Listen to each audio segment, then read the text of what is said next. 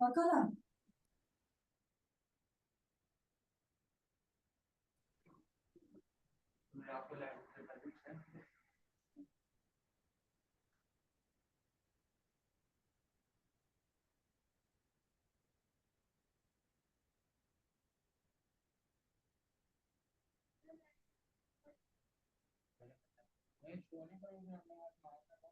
बहुत काम किया मैंने।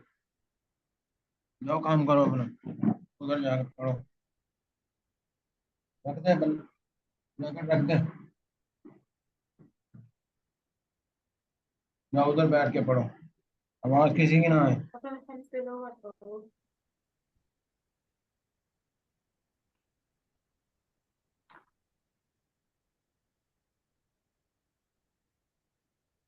इसकी आवाज क्यों नहीं आ रही यार? हैं?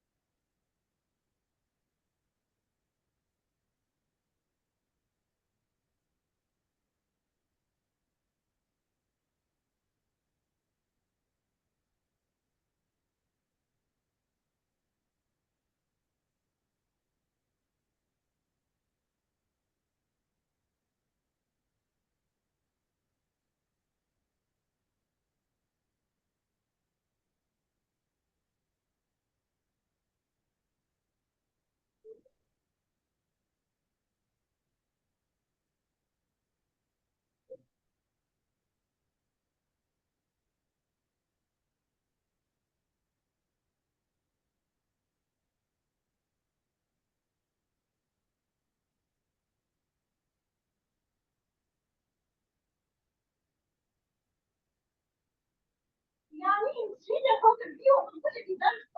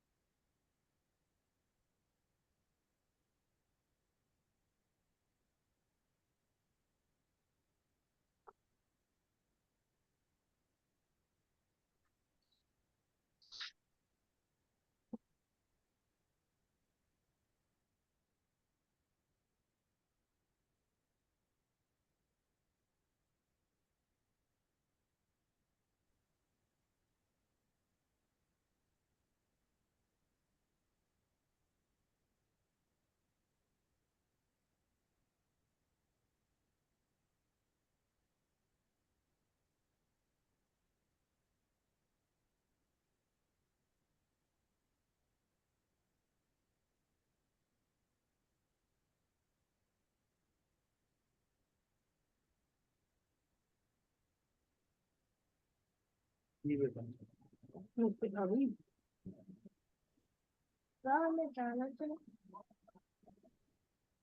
पापा की क्लास है और आपको 4 बजे पापा को लेके भी जाना, आपको भी तो लेके जाना, बहुत ही हो गई यार, है ना आपको रात को क्लास दे सकते यार। वो तो आपको शायद आपको उस टाइम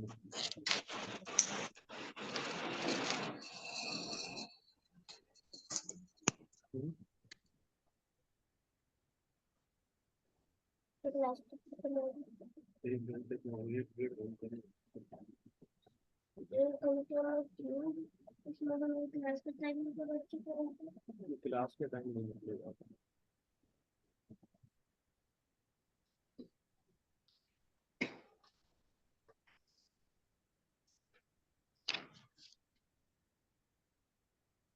तो बहुत के हैं तो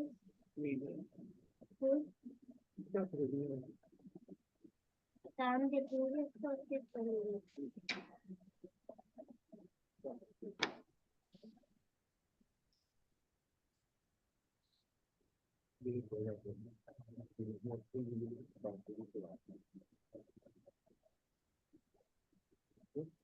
नहीं ऐसे बाहर जो तो मुझे और भी सोने देंगे लगी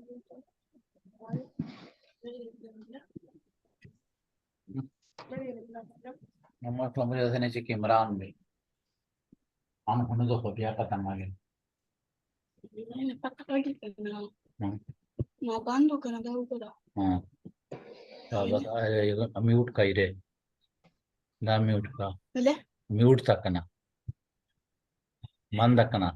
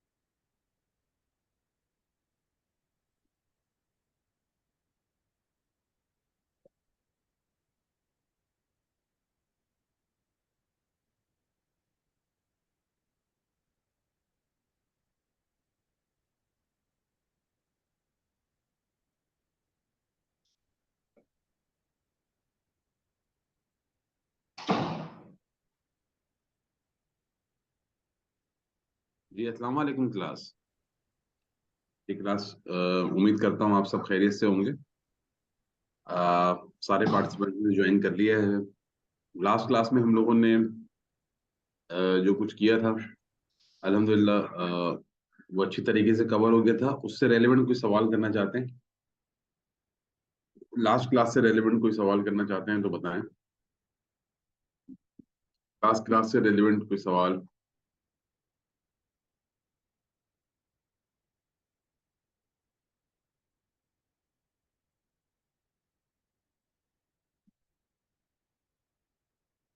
लास्ट क्लास से रेलेवेंट कोई सवाल नहीं। हमने शायद डॉक्यूमेंट को लास्ट क्लास में पार्क कर लिया था। पार्क कर लिया था हमने लास्ट क्लास में।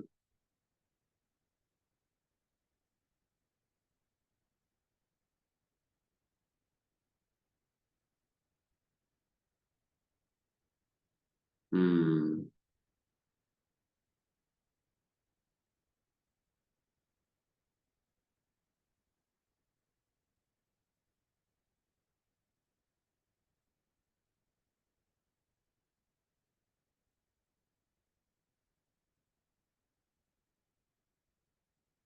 एक मिनट रुकिएगा। Okay okay okay okay okay. Last class was the first class. मैं एक्चुअली दो क्लासें साथ शुरू हुई हैं, 11:30 बजे और एक 12 बजे। तो वो असल में मैं उसमें कंफ्यूज हो गया था थोड़ा सा। अच्छा बिल्कुल सही है। तो आज हम एसएपी बिल्कुल सही है, बिल्कुल सही है, वो थोड़ा सा कंफ्यूजन हो गया था। अच्छा, ये हमारे पास एसएपी की स्क्रीन है, इसको गौर से समझिएगा।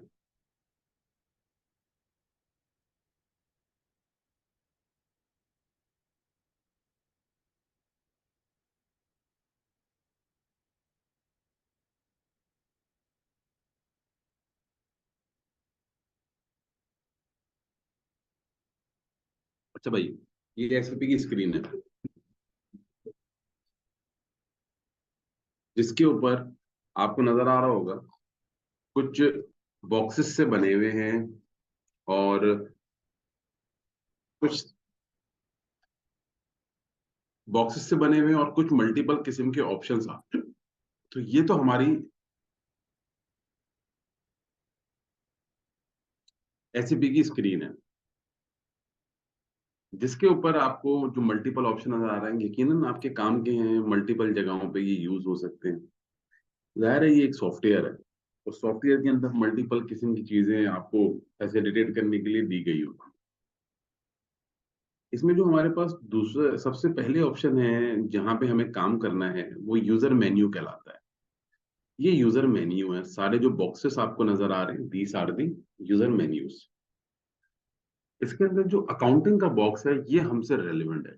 जाहिर है अकाउंटिंग नाम से ही बता रहा है कि हमें यही कुछ काम करना होगा। इस अकाउंटिंग के अंदर जो फाइनेंशियल अकाउंटिंग का बॉक्स है, हम बेसिकली उसमें काम करेंगे और कहीं नहीं जाएंगे। बाकी काम बाकी मॉड्यूल के लोगों के लिए है।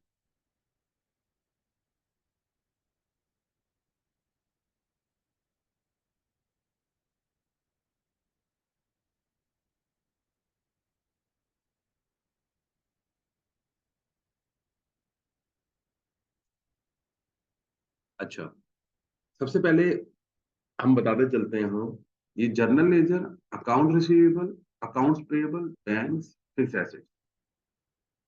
ये journal ledger, account receivable, accounts payable, banks, fix asset, ये सारे मॉड्यूल्स के सब मॉड्यूल्स के नाम हैं जो हमने लास्ट सेशन में नोटपैड की फाइल पे डिस्कस किए थे, कि एसएपी के कुछ 5 सब मॉड्यूल्स होते हैं, वो आपको यहाँ नजर आ रहे हैं। और हर मॉड्यूल स्टार्ट करने का एक तरीका होता है। वो क्या तरीका होता है हर मॉड्यूल स्टार्ट करने का? हर मॉड्यूल स्टार्ट करने का क्या तरीका होता है कि आप उसमें जर्नल लेजर का पहले मास्टर डेटा, अकाउंट रिसीवेबल का मास्टर डेटा, अकाउंट्स पेबल का मास्टर डेटा,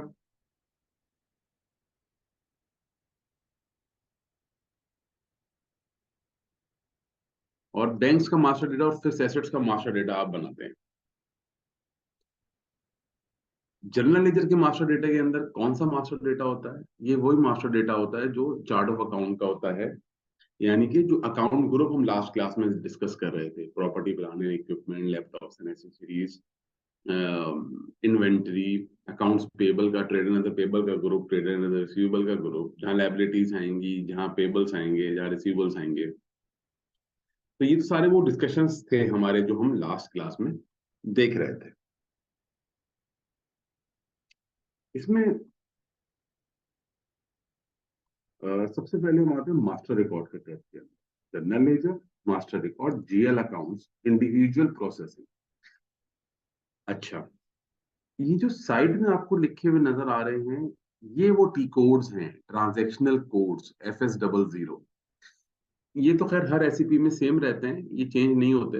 अगर किसी का कोई सवाल जहन में आ रहा हो तो क्या ये आपको सिर्फ स्क्रीन में मिलेंगे? नहीं, ये आपको जब भी आप एसईपी की स्क्रीन खोलेंगे, आपको टी कोड FS00 ही मिलेगा। आप मेन्यू पाथ से नहीं जाना चाहते, आपको ये याद है FS00, आप यहाँ लिखते हैं, FS00 लिख के एंटर प्रेस करें, ये आपको ये वो स्क्रीन खोल के दे देगा। आपको मेन्यू पाथ याद है, आप मेन्यू पाथ पे जाके डबल क्लिक कर लें। आप इसको रोजाना, आप कोई काम ऐसा है जो आप रोज करना चाहते हैं और आपको बार बार मेन्यू पाथ में भी नहीं आना और टी कोड याद भी नहीं रहता, आप इसको राइट क्लिक करके ऐड टू फेवरेट भी कर सकते हैं। ऐड टू फेवरेट, जब ऐड टू फेवरेट करेंगे तो वो फेवरेट्स में यहाँ दिखना शुरू हो जाए। ठीक है, अब मैं FS00 पर डबल क्लिक कर, जब मैं FS00 पर,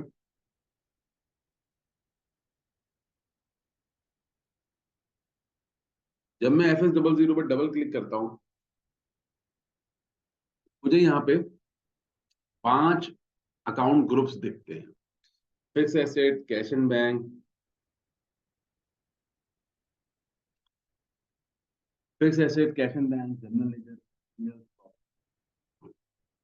मैं क्या करूंगा, मुझे अगर कोई जर्नल लेजर बनाना है या कोई जीएल बनाना है, तो मैं क्या करता हूँ, मैं पहले जीएल बनाने के लिए मेरे पास उसकी प्रॉपर्टीज डिफाइन करने के लिए ये राइट साइड का एरिया है। ये जर्नल लेजर पे कुछ अकाउंट ग्रुप्स खुले हुए हैं। ये ऑलरेडी सिस्टम यूज है, टेस्ट सिस्टम है, तो इसमें ये चीजें अवेलेबल हैं, ऑलरेडी अवेलेबल हैं। तो इसके लिए आप लोगों को दोबारा से कोई मेहनत करने की जरूरत नहीं है। इस सिस्टम में काफी जीएल्स की सेटिंग्स हुई हुई है। जो नोटपैड की फाइल में हम डिस्कस कर रहे थे, आपको याद होगा हम क्या डिस्कस कर रहे थे। हम ये डिस्कस कर रहे थे कि जैसे एक अकाउंट ग्रुप है फिक्स एसेट, उसकी एक रेंज है 1 से लेके 100 से लेके 199 तक। तो ये रेंजेस इन ग्रुप्स की पीछे डिफाइन हुई हुई है। फॉर एग्जाम्पल, मुझे जर्नल लेजर के ग्रुप में एक जीएल बनाना है, तो जीएल बनाने का तरीका क्या है, मैं देखूंगा लास्ट मेरा जीएल इस ग्रुप में कौन सा बना हुआ है। मैं देखने जा रहा हूं कि इस ग्रुप में मेरा लास्ट जीएल कौन सा है।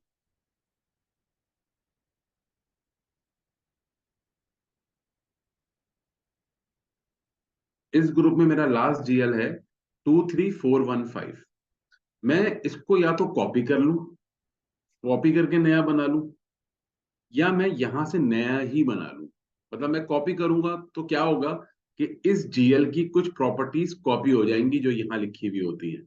लेकिन अगर मैं ये बटन दबाऊंगा तो मुझे सब कुछ री एंटर करना पड़ेगा, ये भी री एंटर करना पड़ेगा, ये भी री एंटर करना पड़ेगा। तो मैं क्रिएट करता हूँ क्योंकि पहली बार मैं जा रहा हूँ, आप लोगों को भी अंडरस्टैंडिंग होनी चाहिए। अच्छा भाई, अच्छा बनाने जीएल बनाने से पहले हमें ये पता होना चाहिए कि हम अकाउंटिंग एंट्री क्या बनाने जा रहे हैं, हम प्रोसेस क्या करने जा रहे हैं। किसी भी ईआरपी में जीएल खोलते हुए आपको ये पता होना चाहिए कि आप कौन सा प्रोसेस रन करेंगे। ठीक है, अगर आपको प्रोसेस पता है जीएल खोलते हुए तो आप अच्छे यूजर हैं, वरना आप नहीं है। ठीक है, अब मैंने यहाँ जीएल का नंबर लिखा 416, 415 बना हुआ, 416 लिख दिया। कंपनी कोड यानी आपकी कंपनी का ये नाम है 1010। आपकी जो भी कंपनी है उसको इन 4 हिस्सों से पकड़ा जाता है। एंटर प्रेस किया, एंटर प्रेस किया तो अब सिस्टम मुझसे पूछ रहा है अकाउंट ग्रुप कौन सा है इसका। अकाउंट ग्रुप ये सारे पीछे कंसल्टेंट ने कॉन्फ़िगर किए हैं बैक एंड के ऊपर। कंसल्टेंट ने कॉन्फ़िगर करके यूजर के लिए अवेलेबल किए हैं। आपने कहा यार इसका अकाउंट ग्रुप था जर्नल लेजर, जर्नल लेजर था नहीं, आपने कहा इसका अकाउंट ग्रुप था फिक्स एसेट, आपने इसका account group fix asset select किया। जैसे ही आपने फिक्स एसेट सेलेक्ट किया तो यहाँ देखें जरा, सिस्टम आपको एरर दे रहा है। अकाउंट ग्रुप ASST ग्रुप का नाम पीछे लिखा हुआ है, क्लाइंट जो पीछे कॉन्फ़िगरेशन में लिखा हुआ है रेंज। ये जो रेंज है ना, कह रहा है इस ग्रुप की जो रेंज है, जो आप ग्रुप सिलेक्ट कर रहे हैं उसकी जो रेंज है वो 100 से लेके 199 तक की है। और जीएल आप बना रहे हैं 23416 का, तो कह रहे हैं जो जीएल आप बना रहे हैं वो इस रेंज में नहीं आता। तो अकाउंट ग्रुप सही लें। अकाउंट ग्रुप आप सही लेते हैं, जैसे ही आप सही लेते हैं एरर रिमूव हो जाता है। एरर रिमूव हो गया। अब आप यहाँ इसको रोकें। अब आपसे ये पूछना चाह रहा है यार ये बैलेंस शीट का जीएल है कि पीएनएल का जीएल है। आपने कहा यार ये बैलेंस शीट का जीएल, यहाँ पे चेक लगा दिया। उसके बाद ये कहता है यार इस जीएल का कोई ना कोई नाम तो होगा। मैंने कहा हाँ यार नाम है, इसका नाम है, इसका नाम रख देते हैं एडवर्टिजमेंट पेबल। एडवर्टाइजमेंट पेबल लिख दिया इसका नाम, इसको कॉपी किया और नीचे भी लिख दिया। यहाँ पे आपको नाम से पता चल रहा होगा कि ये शॉर्ट टेक्स्ट है, ये लॉन्ग टेक्स्ट है। यहाँ पे कम वर्ड्स आते हैं, यहाँ ज्यादा आ सकते हैं, यहाँ तक पूरी लाइन तक आ सकते हैं। ठीक है, अच्छा बहुत सारी फील्ड्स होती हैं बिजनेस पार्टनर में, बहुत सारी फील्ड्स होती हैं, हम कुछ कम यूज करेंगे। जो यूज करेंगे बस आपने भी वही यूज करना। अच्छा जीएल तरीके के बनाने, यहाँ लोगों ने क्या क्या जीएल बनाए हुए, जरा लोगों के नाम पढ़े। आप लोग ऐसे नहीं बनाइएगा, अकाउंटिंग के अगर लोग हैं तो अकाउंटिंग के जीएल अकाउंटिंग के तरीके के हिसाब से बनने चाहिए। पोस्ट पेड सैलरी, मतलब ये कह रहे हैं पोस्ट पेड सैलरी भी एक जीएल बना रहे हैं। फिर यहाँ बना रहे हैं misc payable, tea payable, lunch payable, auto paint payable. तो इस तरह के जीएल ना बनाएं, जीएल तरीके के बनाएं जिससे लगे कि कोई पढ़ा लिखा बंदा बना रहा है। तो मतलब ये जाहिर है किसी पीछे क्लास के स्टूडेंट्स ने बनाए हुए, जो कि गलत ही बनाए हुए। तरीके से बनाने चाहिए जीएल। ठीक है जी, आप बनाते हुए सोचिएगा। कंट्रोल डेटा के टैब में आप आते हैं। जब आप कंट्रोल डेटा के टैब में आते हैं तो ऑटो अकाउंट करेंसी, इस जीएल में आप कौन सी करेंसी में डील करेंगे, पीकेआर में डील करेंगे या किस में डील करेंगे, ये आपको बताना होगा। अच्छा, अगर मैं ये चेक लगा देता हूं इस जीएल पे, ओनली बैलेंस इन लोकल करेंसी, तो मैं कभी भी इस जीएल में फॉरेन करेंसी में कोई चीज एंटर नहीं कर सकूंगा। एक्सचेंज रेट डिफरेंस की वैल्यूएशन ग्रुप, टैक्स कैटेगरी, ये दो जीएल तो हमारे काम के नहीं है। अच्छा, बैलेंस शीट में टैक्स कैटेगरी भी किसी काम की नहीं है। ये तो पीएनएल के जीएल पे लगाई जाती है, यानी कि जो जीएसटी है वो किस पे कटता है, वो एक्सपेंसेस पे कटता है या एसेट्स के, जो इन्वेंटरी के एसेट्स होते हैं प्रीपेड के, उन पे कटता है टीएसटी। लायबिलिटी के जीएल पे कभी भी जीएसटी नहीं कटता। तो हम पोस्टिंग विदाउट टैक्स अलाउड का चेक लगा देंगे। अच्छा भाई, ये वो जगह आ गई recon account for account type. अगर तो ये वेंडर का जीएल है जो मैं बनाने जा रहा हूं, तो मैं वेंडर सिलेक्ट कर लूंगा। अगर ये कस्टमर का जीएल है तो मैं कस्टमर सिलेक्ट कर लूंगा। अगर ये एसेट का जीएल है तो मैं एसेट सिलेक्ट कर लूंगा। लेकिन अगर ये इनमें से किसी का जीएल नहीं है, किसी का जीएल नहीं है, तो मैं ब्लैंक छोड़ दूंगा। और जब ब्लैंक छोड़ दूंगा तो इसमें मैं डायरेक्ट एंट्री अकाउंटिंग की बना सकता हूं। लेकिन अगर मैंने इसको वेंडर या कस्टमर के साथ लगा दिया तो ये बोलेगा भाई मैं डायरेक्ट एंट्री नहीं लूंगा, मुझे आप किसी वेंडर के पीछे लगाओ। दिस इज रिकॉन अकाउंट, जो हम लास्ट क्लास में डिस्कस कर रहे हैं। आगे चलते हैं। जो जो फील्ड्स में बता रहा हूं बस आप लोगों ने वही प्रैक्टिस करनी है, क्योंकि एसएपी एक इंटीग्रेटेड सिस्टम है। ये सारी फील्ड्स कहीं ना कहीं किसी ना किसी मॉड्यूल में यूज हो रही होंगी, आपसे रेलेवेंट नहीं होंगी, आज से रेलेवेंट नहीं होंगी, ये बात याद रखिएगा। मैक्सिमम डेटा हम डिस्कस करेंगे।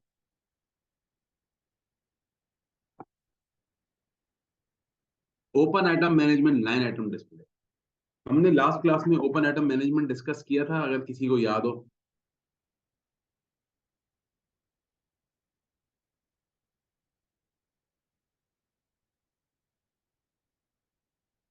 ओपन आइटम मैनेजमेंट, ऐसे जीएल, चेक लगा देता हूं दोनों में, ऐसे जीएल्स जिनके जिनको मजीद सेटल होना हो, मतलब जिनकी लायबिलिटीज को मजीद आगे लेके सेटल करना हो। यानी कि अगर मैं सैलरी पेबल की लायबिलिटी बुक करता हूं, तो सैलरी पेबल लाजमी लायबिलिटी है ना, आप पे, आपको उसको पे करना है।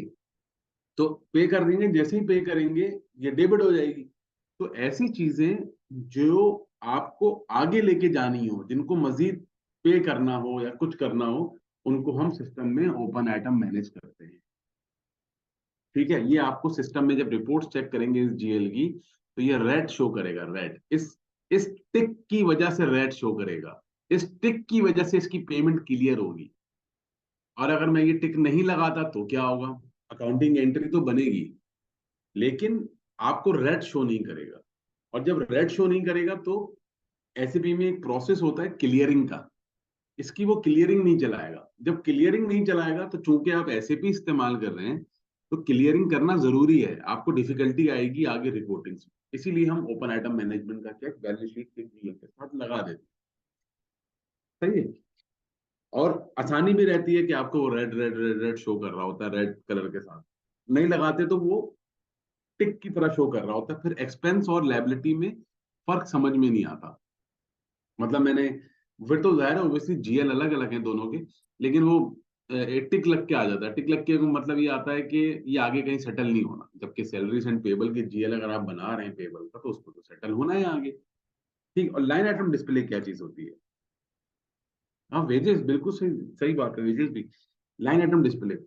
अच्छा, एसएपी की जब आप कोई भी रिपोर्ट चलाते हैं ना, तो आपको डॉक्यूमेंट वाइज लाइंस दिखती है, लाइंस कि ये इस डॉक्यूमेंट नंबर की लाइन है, ये इस 1 की लाइन है, ये 2 की लाइन है, ये 3 की लाइन है। अगर मैं ये चेक नहीं लगाऊंगा तो क्या होगा, मुझे एक टोटल अमाउंट दिखेगी। मैंने 10 वाउचर बनाए, 10 वाउचर का एक अमाउंट दिखेगा। लेकिन मैं जब ये चेक लगा दूंगा तो मुझे उसके 10 वाउचर के 10 लाइनें दिखेंगी।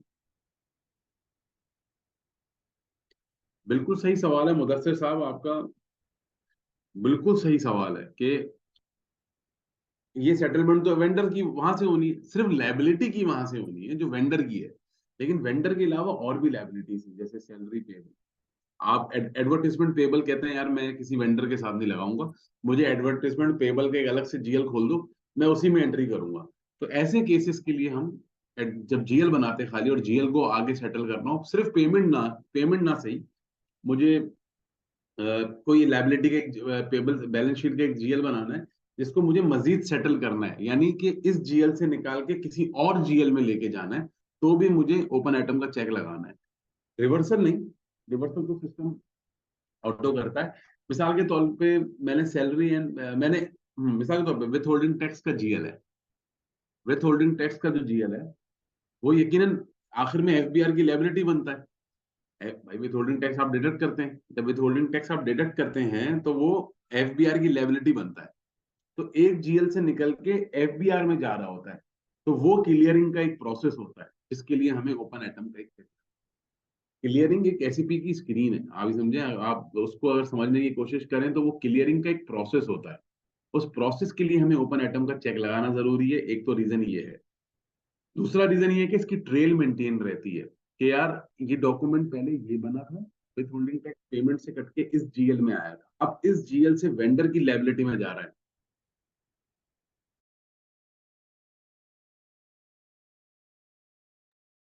देखें, एसएपी में अक्रूवल जो है ना एक अलग कॉन्सेप्ट है, एसएपी में रिवर्सल एक अलग कॉन्सेप्ट है, उसके लिए हमें ये चेक लगाने की जरूरत नहीं है। ये चेक कब लगाते हैं कि विथ होल्डिंग के जीएल में लायबिलिटी गिरी है, इस लायबिलिटी को निकाल के किसी और जीएल में लेके जाना है, तो वहां पे हम ओपन आइटम मैनेजमेंट का चेक लगाते हैं, क्योंकि इसको क्लियरिंग करनी है। वो समझ में आएगी, आगे देखेंगे जब आप पूछा। बस आप ये समझ लें फिलहाल कि लायबिलिटी एक आप समझे, ओपन आइटम मैनेजमेंट का चेक इसलिए लगता है कि आपको रिपोर्ट्स में रेड शो करता है कि यार इसको आगे कहीं सेटल करना है। बस फिलहाल के लिए ये डेफिनेशन काफी है। Create bank interest. अच्छा भाई,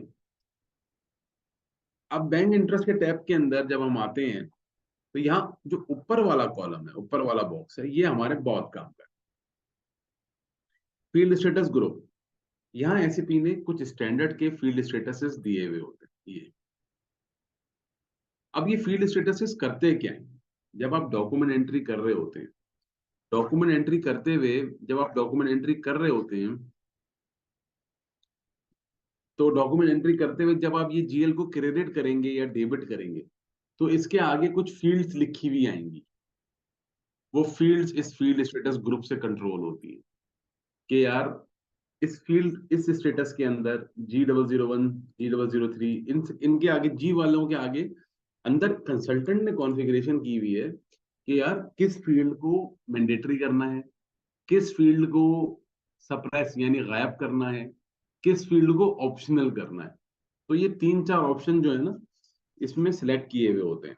अब आप जर्नल ले लेते हैं, जब आप जर्नल ले लेते हैं तो फील्ड स्टेटस इसके आगे हिसाब से कंट्रोल होता है। जैसे ये जीएल मैं डॉक्यूमेंट में लूंगा, तो उसके आगे जो फील्ड्स यानी कॉस्ट सेंटर, प्रॉफिट सेंटर, यानी टेक्स्ट, जो टेक्स्ट लिखते हैं, अमाउंट की फील्ड, ये सारी फील्ड्स जो आगे आ रही होती हैं, हम ये बताते हैं इस ग्रुप के अंदर कि यार कौन सी फील्ड मैंडेटरी है, कौन सी ऑप्शनल, और लॉक कर देते हैं इसके अंदर, और एक कूजे में बंद करके इसको यहाँ लगा देते हैं जीएल की प्रॉपर्टीज में। तो डेटा एंट्री करते हुए जब यूजर यूज करता है इस जीएल को, तो जीएल कॉल करता है अब इंटरनली इस प्रॉपर्टीज को, फिर वो चेक करता है यार मुझे यूजर को कौन सी फील्ड दिखानी है, कौन सी फील्ड नहीं दिखानी है। मिसाल के तौर पे एक जीएल आपने बनाया एक्सपेंस का, आपने कहा यार एक्सपेंस का जीएल मैंने बनाया है, मुझे इसके अंदर कॉस्ट सेंटर मैंडेटरी चाहिए। तो कॉस्ट सेंटर कैसे मैंडेटरी करेंगे हम क्या करेंगे, इस कंसल्टेंट से बोलेंगे, कंसल्टेंट जाएगा, कंसल्टेंट जाके इस कॉन्फ़िगरेशन के अंदर जाके इसके अंदर जाके इसको मैंडेटरी करेगा कॉस्ट सेंटर को, और बोलेगा यार मैंने G001 में मैंडेटरी कर दिया, G001 फील्ड स्टेटस ग्रुप लगा दो जाके जीएल के अंदर। आप कहेंगे यार वेरी गुड। अच्छा, यहां तक लग गया। अब post automatically only, post automatically only के चेक का क्या मतलब है? अगर मैं यहाँ ये चेक लगा देता हूँ, अमूमन ये चेक किन के साथ लगता है? अमूमन ये चेक उन जीएल्स के साथ लगता है जो हम कॉन्फ़िगरेशंस में लगाते हैं, जैसे एमएम की कॉन्फ़िगरेशन में, यानी इन्वेंट्री में हम डायरेक्ट एंट्री नहीं कर सकते। जो भी जो भी जीएल कॉन्फ़िगरेशन में लगा है और मॉड्यूल्स के साथ, जैसे रेवेन्यू का जीएल लगेगा एसडी के साथ, इन्वेंट्री का जीएल लगेगा एमएम के साथ, तो हम इनमें डायरेक्ट एंट्री नहीं कर सकते। हम यहाँ पोस्ट ऑटोमेटिकली ओनली का चेक लगा देते हैं। लेकिन इस जीएल में हमें डायरेक्ट एंट्री फाइनेंस से करनी है, तो हम यहाँ ये चेक नहीं, ये चेक लगाने से सिस्टम हमें रोकता है, एरर देता है कि भाई आप इस जीएल में डायरेक्ट एंट्री नहीं कर सकते, काइंडली प्रोसेस के थ्रू लेके आए, यानी दूसरे मॉड्यूल से ही लेके आए। तो मैं इसको यहाँ पे सेव करता हूँ। जब मैं इसको यहाँ सेव करता हूँ तो सिस्टम मुझे एक वार्निंग देता है और कहता है कि सॉर्ट इंडिकेटर मेंटेन कर दें। अच्छा, सॉर्ट इंडिकेटर रह गया था, तो कंट्रोल डेटा के टैब में आते हैं और सॉर्ट इंडिकेटर के बारे में आपको थोड़ा सा बताते हैं। व्हाट इज सॉर्ट की? ये रहा सॉर्ट की। हमारी जो रिपोर्ट्स होती हैं एसएपी की, उन रिपोर्ट्स में एक कॉलम होता है, उसको कहते हैं असाइनमेंट का कॉलम। उसका नाम है कॉलम का असाइनमेंट। उस असाइनमेंट के कॉलम में अगर आप कुछ दिखाना चाहते हैं, इनमें से कुछ दिखाना चाहते हैं, तो वो आप सिलेक्ट कर लें। वो उस कॉलम में, रिपोर्टों में जब भी इस जीएल की रिपोर्ट चलाएंगे, उस कॉलम में, असाइनमेंट के कॉलम में इनमें से कुछ भी लिखा हुआ आना शुरू हो जाएगा। लेट सपोज अगर मैं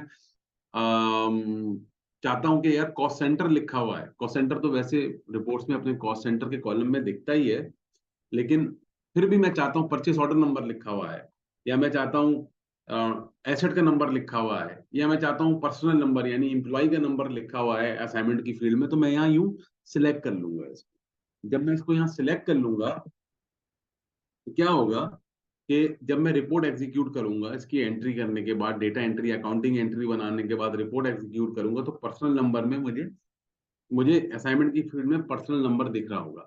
तो एज अ टेस्ट केस जब हम टेस्ट केस कर रहे होंगे, तो आपको चीज दिखनी भी चाहिए। पर्सनल नंबर में तो हम एंट्री नहीं करेंगे, तो आपको दिखेगा कैसे? हम यहाँ से पोस्टिंग डेट ले लेते हैं। अच्छा, मजे की बात है, पोस्टिंग डेट के कॉलम में भी नजर आती है रिपोर्ट्स में, ऐसा नहीं है। बस इन्होंने एक बनाई हुई है, तो हम यहाँ document number of fiscal year ले लेते हैं। असाइनमेंट की फील्ड में जब हम रिपोर्ट चलाएंगे, तो आपको शुरू में डॉक्यूमेंट नंबर दिखेगा, बाद में फिस्कल ईयर लिखा हुआ दिखेगा असाइनमेंट के कॉलम में। और ओपन आइटम मैनेजमेंट भी आप वेरीफाई कर सकेंगे कि आपको जैसे ही डॉक्यूमेंट पोस्ट करेंगे, आपको red red red red show कर रहा होगा। ठीक है। और फील्ड स्टेटस ग्रुप कैसे फील्ड्स कंट्रोल होती हैं, वो भी आप देख सकेंगे जब हम डेटा एंट्री करेंगे। क्या मैं इसको सेव करूं? यहां तक किसी का कोई क्वेश्चन है?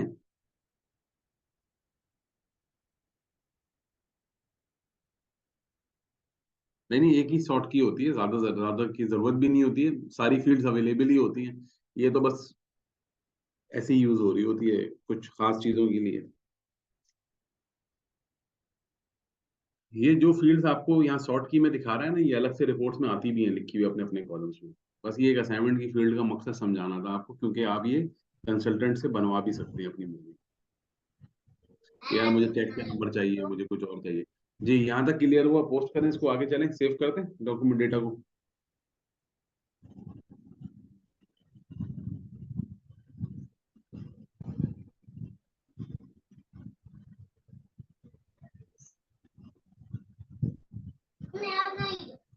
लाइन आइटम डिस्प्ले से मुराद ये है कि मैंने इस जीएल में एक एंट्री डाली 10,000 की, फिर एक और डाली 10,000 की, फिर एक और डाली 10,000 की, तो ये मेरे कितने लाइन आइटम हो गए? ये 3 लाइन आइटम हो गए। लेकिन जब मैं अगर ये चेक नहीं लगाऊंगा, तो मुझे उसके सिर्फ 30,000 लिखे हुए नजर आ रहे हो, डायरेक्ट 30,000। लेकिन अगर मैं ये चेक लगा दूंगा, मुझे 10,000 करके 3 डॉक्यूमेंट दिखा रहा होगा। ठीक है जी, ये हमें ये चेक लगाना पड़ता है हर जीएल के साथ। ये चेक तो लगता ही लगता है, मैंडेटरी चेक है।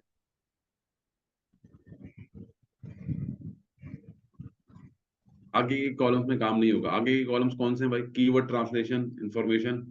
भाई ये तो इंफॉर्मेशन है कि 3 सितंबर को ये जीएल बनने जा रहा है, ये भाई बना रहे हैं। कीवर्ड ट्रांसलेशन, कीवर्ड ट्रांसलेशन आप लोगों से भी फिलहाल रेलेवेंट नहीं है, इसको इग्नोर कर।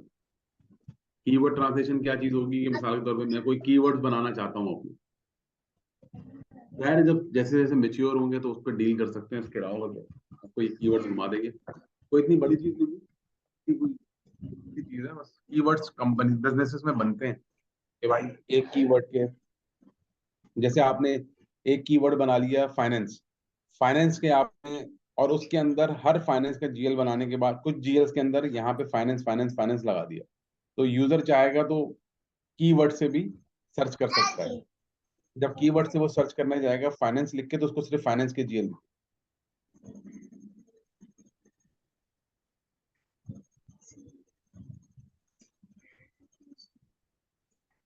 जी जीएल ऐसे ही बनता है जैसे मैं बना रहा हूँ, मतलब और कोई इसका तरीका नहीं है, इसका कोई और तरीका हो ही नहीं सकता है, यही तरीका है। अच्छा, बैलेंस शीट का जीएल बनाने का यही तरीका है, पीएनएल का जीएल बनाने का एक और तरीका है, रिकॉन अकाउंट बनाने का अलग तरीका है। वो तीनों तरीके हम देख लेंगे, इसी स्क्रीन से बनते हैं, ठीक है। उसकी सेटिंग देखें रेलेवेंट मॉड्यूल से होती है। जैसे एमएम की सेटिंग एमएम मॉड्यूल से होगी, एसडी की सेटिंग एसडी मॉड्यूल से होगी, यहाँ से सेटिंग नहीं होती। यहाँ हम सिर्फ जीएल बनाते हैं, जैसे मिसाल के तौर पे ये जीएल बनाया और अपने एमएम कंसल्टेंट को दे दिया कि भाई ये इन्वेंट्री का जीएल है, अपने पास लगा लो। तो बाकायदा डॉक्यूमेंटेशन होती है, पूरी एक्सेल की एक फाइल बनती है। एमएम की भी कुछ चीजें होती हैं जो समझनी होती हैं, उसके साथ फिर हम उनको जीएस देते हैं। एसडी की भी कुछ चीजें होती हैं। Kindly repeat the GL creation. Sir ये जो रिकॉर्डिंग है ना, जीएल क्रिएशन की रिकॉर्डिंग तो रिपीट, जीएल क्रिएशन तो रिपीट नहीं हो सकता सर, अभी नया बनेगा वो देख लीजिएगा, और वरना रिकॉर्डिंग देख लीजिएगा। अगर किसी जीएल, देखें कुछ जीएल ऐसे होते हैं जिनमें डायरेक्ट एंट्री आप कुछ भी कर लें अलाउ ही नहीं हो सकती, तो आप उनमें कुछ भी कर लें अलाउ ही नहीं हो सकती, जैसे इन्वेंट्री का जीएल। अस्सलाम वालेकुम सर। वालसाम। सर आपने ये जेल से स्टार्ट किया है अभी या जेल से किया है गालिबन? जी जी जीएल से ही है। अच्छा सर, मैं ये अर्ज कर रहा था कि मैं कुछ सवाल मेरे जहन में थे, अगर नाराज ना हो तो। सबसे पहले जी जी हम किसी भी ईआरपी में, क्विक बुक, पेस्ट्री वगैरह में, हम बीइंग अकाउंटेंट, हम ये करते हैं, सबसे पहले अपना चार्ट ऑफ अकाउंट क्रिएशन करते हैं। तो क्या यहाँ से ऐसा नहीं हो सकता, जैसे हमें बताया गया था कि आपको सुपर यूजर, पावर यूजर और एंड यूजर तो कॉस्टिंग का करता है ना, और सुपर यूजर जो है सर ये हमें। चार्ट ऑफ अकाउंट, मैं आपकी बात को इंटरप्ट करूंगा थोड़ा सा माजरत के साथ। सर ये चार्ट ऑफ अकाउंट ही तो है, ये जो आपको नहीं, दिख रहा है चार्ट इसमें। ऑफ अकाउंट क्रिएट करना, हम चार्ट ऑफ अकाउंट हम खुद बनाए ना सर, या मतलब वो आप ये अकाउंट ग्रुप आप खुद बनाना चाह रहे हैं? Chart of account account group से मुराद यही है कि हम चार्ट ऑफ अकाउंट पूरा क्रिएट हम खुद करें। सर देखें, चार्ट ऑफ अकाउंट तो आप ही क्रिएट कर रहे हैं, ये जो जीएल बनाने जा रहे हैं ये हम्म जीएल आप ही बना रहे हैं चार्ट ऑफ अकाउंट के अंदर। और ये ग्रुप्स बनाने का मतलब ये है कि फिर आपको सर, आप पावर यूजर तो ना हुए, फिर तो आप कंसल्टेंट। क्या मतलब, अगर हम चार्ट ऑफ अकाउंट बनाते हैं तो वो कंसल्टेंट ही तो बनाएगा? सर देखें सर, चार्ट ऑफ अकाउंट और जीएल क्रिएशन दो सेपरेट चीजें हैं। चार्ट ऑफ अकाउंट कंसल्टेंट बनाता है सर, बनाने के बाद वो आपको इस तरह की शक्ल में अवेलेबल कर देता है। हम्म आपको जैसे इसके अंदर बहुत सारे जीएल नजर आ रहे हैं, उसके पास उसमें जाहिर है वो आपको सिर्फ ये ग्रुप बना के देता है। हम्म वो ये ग्रुप बना के दे देगा, ये बना के दे देगा, ये बना के दे देगा, ये बना के दे देगा, ये बना के दे देगा। वो हम्म आपको ये जो भी अकाउंट ग्रुप आप बनाने को बोलेंगे वो चार्ट ऑफ अकाउंट में पीछे बना के दे देगा कॉन्फ़िगरेशन में, क्योंकि वो कॉन्फ़िगरेशन की सेटिंग है। ओके। फिर फ्रंट एंड पे आप जीएल का मास्टर डेटा बनाना शुरू करेंगे। ये जो सारे जीएल हैं वन से लेके जितने भी बने हुए, ये सब यूजर्स ने बनाया सर, ये यूजर का काम है, पावर यूजर का। पावर यूजर ने बनाया, यानी हमें जितने भी अकाउंट्स लेजर क्रिएट करने हैं, अकाउंट्स में लेजर क्रिएट करने हैं, तो वो हमारे पर राइट होगा कि हाँ, बीइंग ये कौन कर रहा है सर, ये पावर यूजर कर रहा है, ये सुपर यूजर कर रहा है?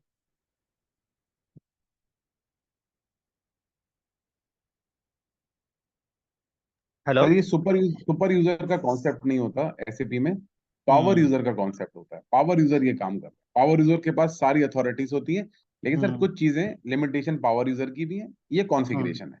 ये जो 5 अकाउंट ग्रुप बन के नजर आ रहे हैं आपको, जिनके हम्म। नाम लिखे हुए डब्बे बने हुए, ये जी पीछे जी, कॉन्फ़िगर किया है कंसल्टेंट ने। चार्ट ऑफ अकाउंट से मैं मतलब उसका लिंक जा रहा है, राइट? जी, चार्ट ऑफ अकाउंट एक समझे एक सिर्फ डेफिनेशन है, जिसके हम्म। पीछे कुछ रेंजेस डिफाइन होती हैं। वो जी जी। रेंजेस जैसे मिसाल के तौर पे आपको कहाँ नजर आती हैं, वो रेंजेस आपको नजर आएंगी सर यहाँ पे।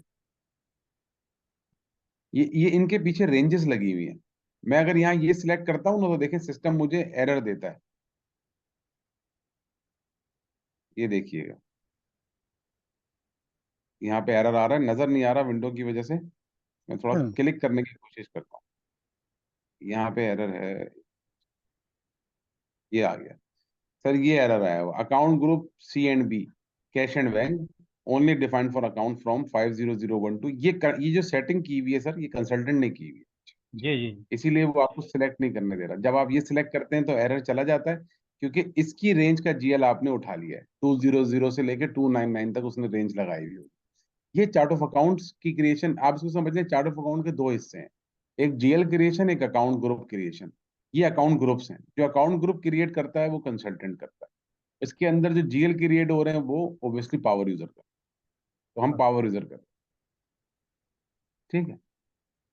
दूसरा ये है कि भाई जिन लोगों को रिपीट करवाना है लेक्चर, वो हम दोबारा बनाएंगे जीएल, अभी एक पीएनएल का, वो देख लें कैसे बनता है, और वरना रिकॉर्डिंग आपके पास मौजूद है वो देख लें। तीसरी चीज, जब रिकॉर्डेड सेशंस होते हैं तो लेक्चर रिपीट करना सिर्फ टाइम ऑफ वेस्ट है, बाकियों का भी और अपना भी।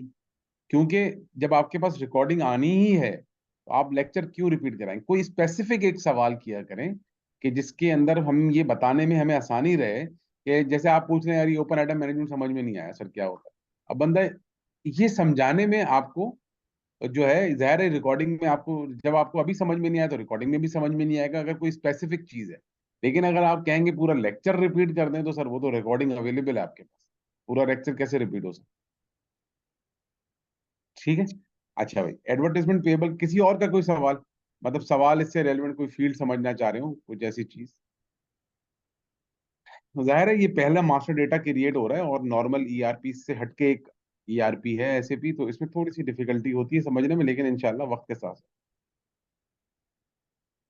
ओपन आइटम मैनेजमेंट डॉक्यूमेंट में रेड शो कर रहा होगा, बिल्कुल रेड शो कर रहा होगा, कि रेड शो करेगा जैसे ही आप इसको सेटल कर देंगे या कहीं और ले जाएंगे, या इस जीएल से मजीद इसकी सेटलमेंट या पेमेंट कर देंगे, तो ये ग्रीन हो जाएगा, यानी क्लियर हो जाएगा, अब ये खत्म हो जाएगा, अब इसके अंदर कुछ काम नहीं होना, इसका मतलब। ठीक है जी, यहाँ पे हम इसको सेव करते हैं। हमने यहाँ डेटा को सेव किया, और मेरा जीएल मुझे यहाँ इस रेंज में दिखना शुरू हो जाएगा लास्ट।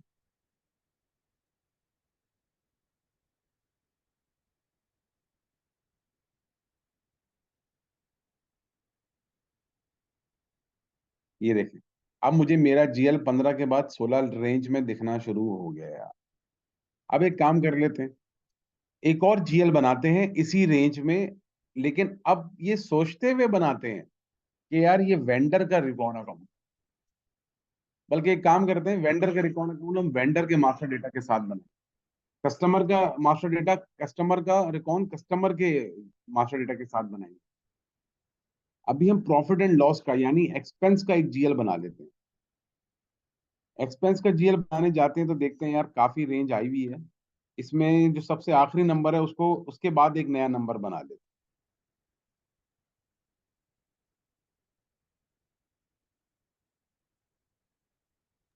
सर ये आपने अभी भी बनाए या सारे पहले से ही बने हुए थे इसमें? सर ये सिस्टम यूज्ड सिस्टम है, इसमें कुछ यूजर्स ने बनाए हुए हैं, मतलब स्टूडेंट्स ने।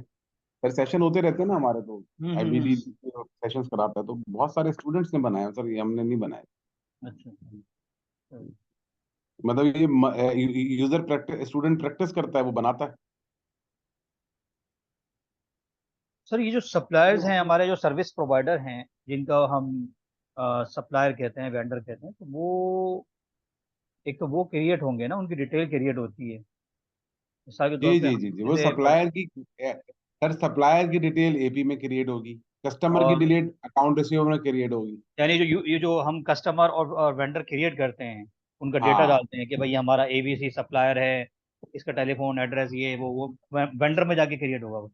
वो वेंडर में क्रिएट होगा, ओके मगर कस्टमर। उसको इंटीग्रेट करना पड़ेगा जीएल से। कैसे इंटीग्रेट करेंगे? जी यहाँ जी पे हम जी। एक जीएल बनाएंगे रिकॉन अकाउंट का, ओके। उसको वेंडर के पीछे जाके लगा देंगे। ओके। और इसके अलावा फिर जो हमारी इन्वेंटरी जो सारी क्रिएशन वगैरह है सर, वो हमारा काम होगा, फाइनेंस वालों का, या वो क्या प्रोडक्शन वालों का क्रिएशन? काम? इन्वेंट्री हम क्रिएट करते हैं ना, रॉ मटेरियल क्रिएट करते हैं, फिनिश गुड्स क्रिएट करते हैं, ये फाइनेंस का काम होगा या कंसल्टेंट का काम होगा या प्रोडक्शन वालों का काम होगा जो एमएम में काम करेगा लॉजिस्टिक के अंदर? सर वो इन्वेंटरी तो देखें, होता ही है सर, कि सिस्टम जब लग रहा होता है ना, तो आप लोगों को एक टेस्टिंग कराई जाती है। उस टेस्टिंग के अंदर आपसे जीएल लिए जाते हैं फाइनेंस वाले बंदे से। ओके। आप जीएल दे देते हैं। अब आप कहते हैं जीएल मैंने तुम्हें दे तो दिए, मुझे जरा सिस्टम भी तो चेक कराओ कैसे उठ रहे हैं। ठीक है। मतलब एक चीज पे आपका कंट्रोल ही नहीं है। एंट्री कोई और बंदा कर रहा है, जीआरएन कोई और बंदा बना रहा है, इनवॉइस कोई और बंदा बना रहा है, पीछे अकाउंटिंग एंट्री बननी है। तो एक एक बार आप सारे प्रोसेसेस अपने 8 10 20 जितने भी प्रोसेस आपके होते हैं, आप चला के अकाउंटिंग एंट्री चेक कर लेते हैं। जब आप मुतमईन हो जाते हैं, आप कहते हैं वेरी गुड। अब आप क्या करते हैं, अब अकाउंटिंग एंट्री चेंज तो होनी नहीं है, जो एक बार बन गई 1000 बार वही बनेगी। ठीक है सर। तो आपने एक जी। बार वेरीफाई कर ली कि कौन सा जीएल उठ रहा है, सही उठ रहा है, नहीं उठ रहा है। फिर एमएम वाला जैसे ही जीआरएन करता है, आपको एक अकाउंटिंग एंट्री इन्वेंट्री की हिट हो जाती है। जैसे ही इनवाइस करता है, लायबिलिटी की एंट्री हिट हो जाती है। सही है। ठीक है सर। फाइनेंस में हम्म, आपको सिर्फ ट्रायल बैलेंस में एंट्रीज दिख रही होती है, रिपोर्ट्स में एंट्रीज दिख रही होती है, और फाइनेंस वाला पेमेंट कर रहा होता है। राइट। ठीक है। अच्छा भाई, किसी ने पूछा profit and loss and income statement में क्या फर्क है। प्रॉफिट, भाई ये दोनों से एक ही चीज होती है। डुप्लीकेट क्यों नहीं शो कर रहा, 413 और 416 डुप्लीकेट। सिस्टम कभी भी डिस्क्रिप्शन से डुप्लीकेट शो नहीं करता। हाँ, ये नंबर दोबारा नहीं बनाएगा। मैं 416 दोबारा बनाना चाहूंगा, 416 दोबारा नहीं बनाने देगा। सही है। लेकिन हाँ, डिस्क्रिप्शन अगर मैं सेम रखना चाहता हूँ तो दुनिया के यूजर्स रखते हैं, इसीलिए ऐसे भी एरर नहीं देता। डिस्क्रिप्शन जीएल की सेम हो सकती है। बहुत सारे लोग अपनी प्रैक्टिस की वजह से रखते हैं। दो जीएल नंबर अलग अलग होते हैं, लेकिन डिस्क्रिप्शन सेम होती है। ठीक है, वो ऐसे भी रोकता नहीं है उसके बाद।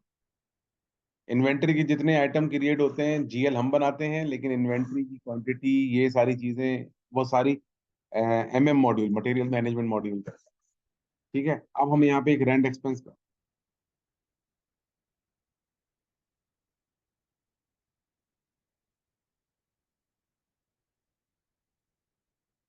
सेम डिस्क्रिप्शन प्रॉब्लम यकीनन करती होगी, लेकिन ये यूजर को कोई प्रॉब्लम नहीं है। हम जो चार्ट ऑफ अकाउंट निकालते हैं, वो हम इस नंबर से निकालते हैं।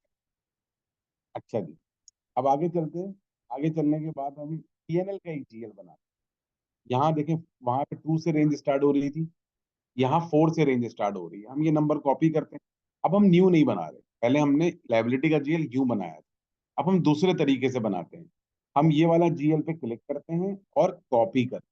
कॉपी, कॉपी का बटन दबाते हैं। कॉपी कर रहा है तो मुझे वो एक जीएल, कंपनी कोड का नंबर, और कह रहा है कि अगर आपने एक नया जीएल बनाना है इसकी कॉपी करते हुए, तो आप यहाँ पे सिर्फ लास्ट का डिजिट चेंज कर दें और ओके कर दें। जैसे ही आप ओके करेंगे, तो आप देखेंगे कि ये भी कॉपी हो गया, ये भी कॉपी हो गया, ये भी कॉपी हो गया, ये भी कॉपी हो गया। तमाम डेटा कॉपी होके आ गया है। देख रहे हैं, तमाम डेटा कॉपी होके आ गया। तमाम डेटा कॉपी होके आ गया। अब आप जो डेटा चेंज करना चाहते हैं वो चेंज कर दें। यकीनन आप इसकी डिस्क्रिप्शन चेंज करना चाहेंगे। आप इसकी डिस्क्रिप्शन चेंज करके लिखना चाहेंगे एडवर्टाइजमेंट एक्सपेंस 1 लिख देते हैं, ताकि हमें याद रहे एडवर्टाइजमेंट एक्सपेंस का जीएल हमने 1 बनाया। और इसको भी यहाँ पे हम ऐसे कॉपी करके पेस्ट कर देते हैं कंट्रोल सी से। पीएनएल का जीएल है तो पीएनएल पे ही चेक लगाना है। ग्रुप सही सिलेक्ट हुआ हुआ है, जाहिर है। और कंट्रोल डेटा के टैब में आते हैं, तो करेंसी पीकेआर आपने ऑलरेडी लगाई हुई है। यहाँ पे अगर आप अब आते हैं, तो ये चेक तो लगा हुआ ही है जो हमने बैलेंस शीट के वक्त लगाया था। पीएनएल में देखें, हमने ये चेक टैक्स कैटेगरी का लगाना है। ऑल टैक्स टाइप अलाउड, यानी स्टेरिक का मतलब है जितनी भी टैक्स टाइप्स हैं सब अलाउड हैं। यानी इस जीएल के ऊपर इनपुट भी कट सकता है, इस जीएल पे आउटपुट यानी कस्टमर वाला जो जीएसटी होता है वो भी कट सकता है, इस पे जो लायबिलिटी वाला जीएसटी होता है वो भी कट सकता है। इसके ऊपर यहाँ पे हमारे पास ऑप्शंस अवेलेबल हैं, जो दिल चाहे इनमें से हम लगा सकते हैं। माइनस का मतलब है, अगर मैं माइनस लगाता हूं तो सिर्फ और सिर्फ वेंडर का टैक्स कटेगा इसके ऊपर, इनपुट। अगर मैं आउटपुट लगाता हूं प्लस का निशान, तो सिर्फ आउटपुट कटेगा। स्टेरिक लगाता हूं तो इनपुट आउटपुट दोनों कट सकता है। इनपुट टैक्स ग्रेटर देन का निशान, अगर मैं ग्रेटर देन का निशान लगाता हूं, अगर मैं, यानी कि अगर इनपुट का टैक्स का अकाउंट ग्रेटर देन हो, यानी इनपुट टैक्स की वैल्यू ग्रेटर देन हो। ऑब्वियसली ये सिनेरियो है, जो सिनेरियो आप सिस्टम में चलता हुआ देखेंगे, जो तक समझ आएगा, अभी समझ नहीं आ सकता शायद मेरी बात से। लेकिन 2 मिनट के लिए सिर्फ अल्फाज सुन लें कि अगर इनपुट टैक्स ज्यादा हो रहा हो तो इस जीएल में आएगा, कम हो रहा हो तो इस जीएल में नहीं आएगा। इसी तरीके से आउटपुट टैक्स की भी मिसाल है। माइनस बी प्लस बी, ये क्या चीज है? ये कह रहे हैं माइनस बी का मतलब ये है कि जब मैं एडवांस दे रहा हूं तो मैं चाहता हूं उसके ऊपर इस जीएल के ऊपर माइनस बी जो है इस जीएल में जाए। यानी कि जब मैं एडवांस दे रहा हूँ, ओब्वियसली पाकिस्तान में ये 1 2 3 4 सिनेरियो फॉलो नहीं होते।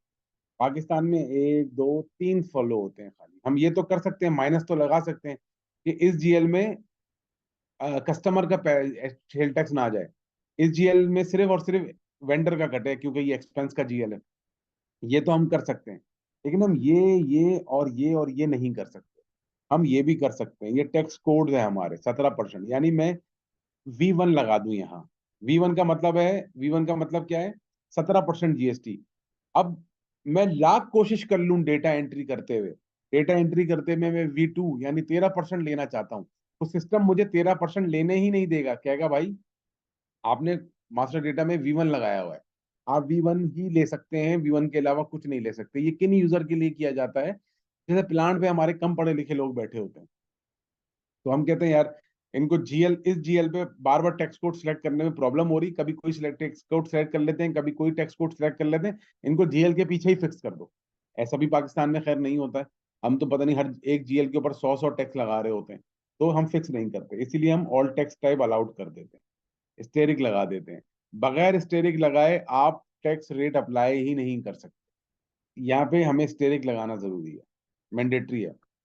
हाँ हाँ बिल्कुल, आप इसको यहाँ जब बना लें तो यहाँ चेंज का बटन भी अवेलेबल है। ये रहा चेंज का बटन। आप आके जीएल का नंबर डालें, यूं सर्च कराएं, यहाँ से सर्च कराएं, सॉरी यहाँ से सर्च कराएं, फाइंड कराएं, यहाँ से जब आ जाए तो डबल क्लिक करके पेंसिल पे क्लिक करें, तो आपको ऐसे मोड में चेंज करने के लिए खुल जाएगा। एक्सपेंस के जीएल के साथ यहाँ पे स्टेरिक लगाना जरूरी है, नहीं लगाएंगे तो बाकी चीजें हमारी सेम है। सॉर्ट की क्रिएट बैंक इंटरेस्ट के टैब में G001 फील्ड स्टेटस, मैं यहाँ से सेव कर दूं इसको, सेव कर दिया। जैसे ही मैंने इसको सेव किया मेरे पास 2 जीएल बन। बिल्कुल सही सवाल किया आपने। ओपन आइटम मैनेजमेंट क्लिक इसलिए नहीं किया क्योंकि ये एक्सपेंस का जीएल है, इसको कहीं और सेटल नहीं होना। आपने एक बार एंट्री डाली, एडवर्टाइजमेंट एक्सपेंस हिट हो गई, अभी आगे कहीं नहीं जाएगी, ये अपने जीएल में पड़ी रहेगी, बस कहीं और जा ही नहीं सकती। इन केस अगर ये गलत होगी तो किसी और जीएल में ले जाएंगे आप, तो वो मना नहीं करेगा। फिर मगर हमें इसका ट्रेस नहीं रखना होता। एक्सपेंस एक बार बुक हो गया तो हो गया, हमें इसकी ट्रेसेबिलिटी थोड़ी चाहिए होती। ट्रेसेबिलिटी तो हमें किन चीजों की चाहिए होती है? लाइबिलिटीज की चाहिए होती है, पोस्टपेड्स की चाहिए होती है, प्रीपेड्स की चाहिए होती है। तो उन पे हम यहाँ जीएल लगाते हैं, मैनेजमेंट लगाते हैं जिसकी ट्रेसेबिलिटी चाहिए। जी यहाँ तक किसी का कोई सवाल? अब बैक करके मैं बाहर आ गया, इसको मैं बंद कर दूं। जी यहाँ तक किसी का कोई सवाल? बिल्कुल सही, पीएनएल के जीएल में ये क्लिक नहीं होगा। जी यहाँ तक किसी का कोई सवाल भाई?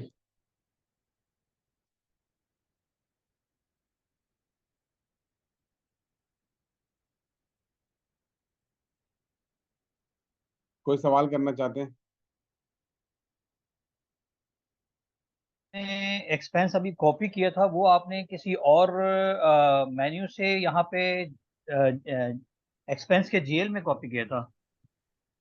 नहीं नहीं, मैंने एडवर्टीजमेंट जो एक्सपेंस जो आपने कॉपी किया था, जी तो वो आपने कहीं और से कॉपी किया था? वो मैं कंफ्यूज हो रहा हूँ, ये कि हुआ क्या है, कॉपी क्यों कर रहे हैं जब यही वो हाँ ये 43337 वाला ना, ये कॉपी कहीं और से किया था गालिबन, आपने कहाँ से किया था, क्यों किया था? ये कॉपी तो नहीं किया सर मैंने, कॉपी तो ये किया था, कॉपी करके ये नंबर बनाया था।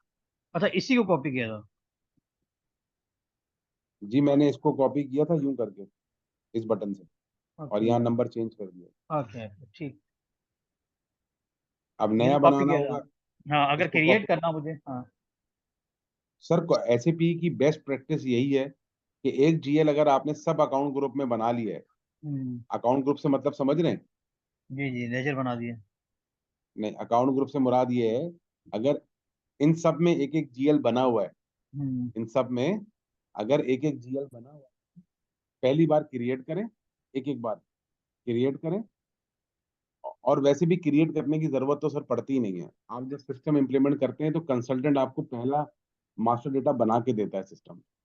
ऑलरेडी बना के देता है। फिर आप जब यूज कर रहे होते हैं तो नए बनाते हैं। तो ऐसे भी कभी भी नहीं कहता कि आप क्रिएट करके बनाओ, ऐसे भी कहता है आप किसी एक जीएल को कॉपी करके बनाओ, नया जीएल उसी रेंज का।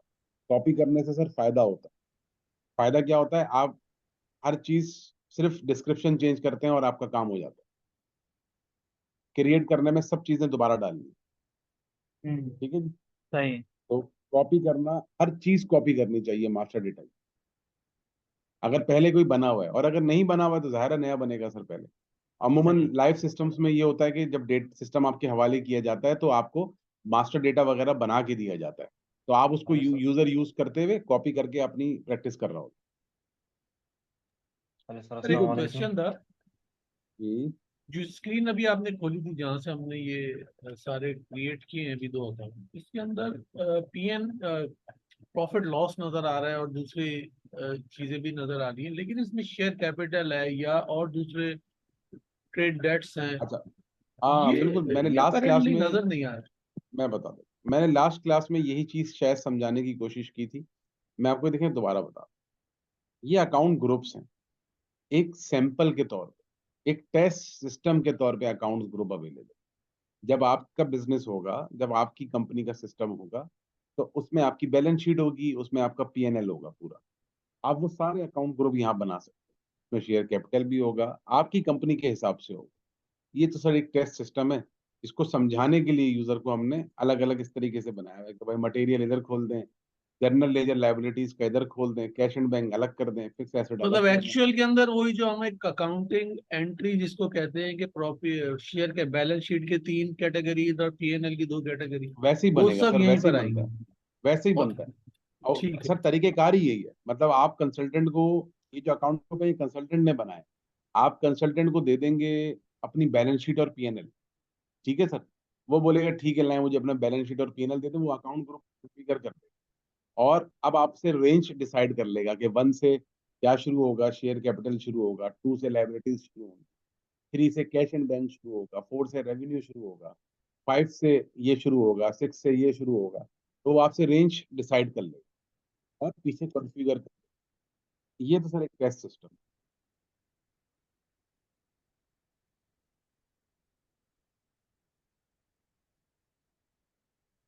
अगर आप चाहते हैं कि इस जीएल में मैं कुछ चेंज करूं, मिसाल के तौर पे मैंने ये जीएल बनाया, मतलब मिसाल के तौर पे मैं ये जीएल ले लेता हूँ लैब एक्सपेंस का।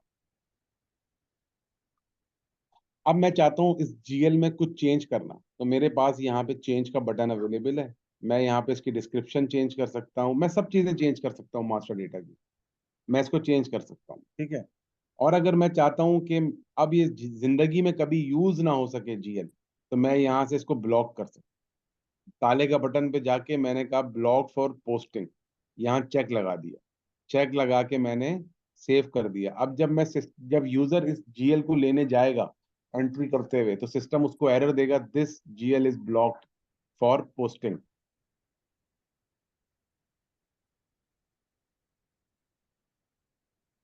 आपने अगर कोई जीएल फाइंड करना है तो यहाँ सर्च का बटन है, यहाँ सर्च के बटन पे जाके आपने लिख देना है और वो आपको फाइंड करा देगा। ये सर्च का बटन अवेलेबल है, यहाँ से सर्च हो जाता है, ठीक है जी। अब आईडीज आप लोगों की आ गई हैं।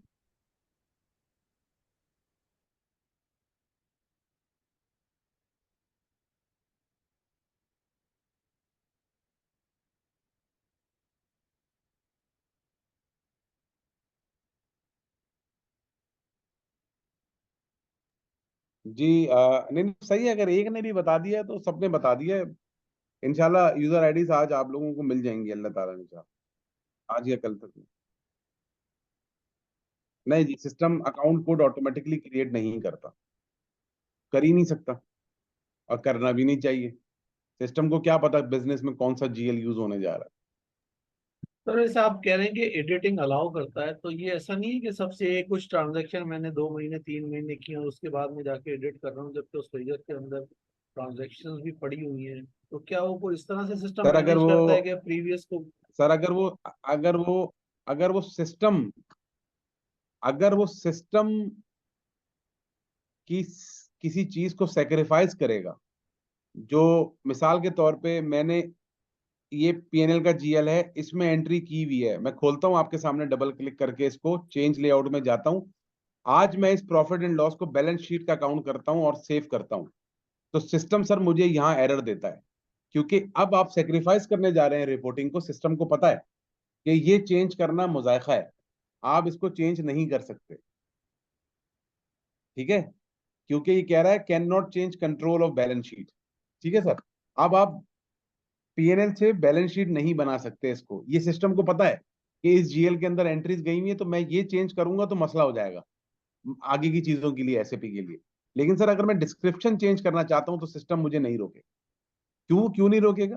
क्योंकि जो आपको रिपोर्ट्स दिखा रहा है, वो जो आपको रिपोर्ट्स दिखा रहा होगा वो बैंक चार्जेस की, जो आज जैसे 3 सितंबर है, 2 सितंबर तक आपको वो बैंक चार्जेस की डिस्क्रिप्शन के साथ ही रिपोर्ट्स में दिखाएगा, आज की तारीख को आपको चेंज हुई हुई दिखाएगा, तो वो आपको चेंज की डेट भी दिखाएगा, चेंज का टाइम भी दिखाएगा कि इस तारीख को इस इतने बजे डिस्क्रिप्शन चेंज हुई है इस जीएल की।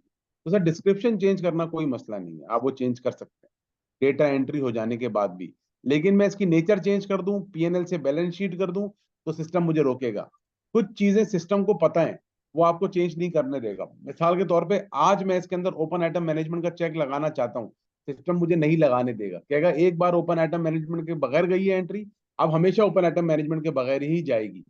कुछ चीजें सिस्टम आपको खुद बता देगा कि मैं चेंज नहीं करने दूंगा। सर ओपन आइटम मैनेजमेंट से यहाँ क्या मुराद है? लाइन आइटम डिस्प्ले, क्या मतलब इन दोनों से?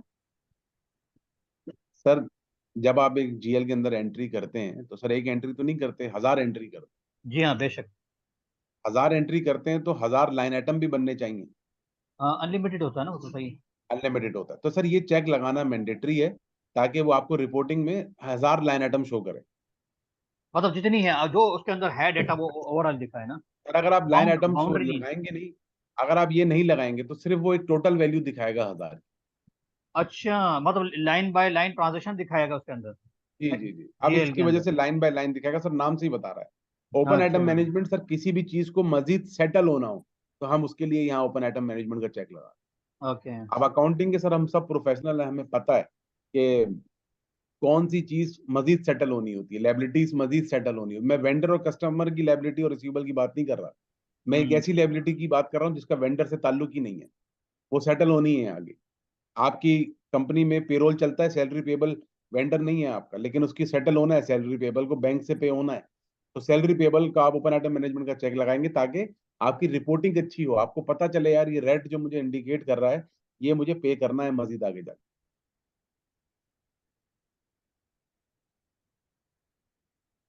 ठीक है जी, बैलेंस शीट आइटम सर ये जनरल लेजर में शो हो रहा है।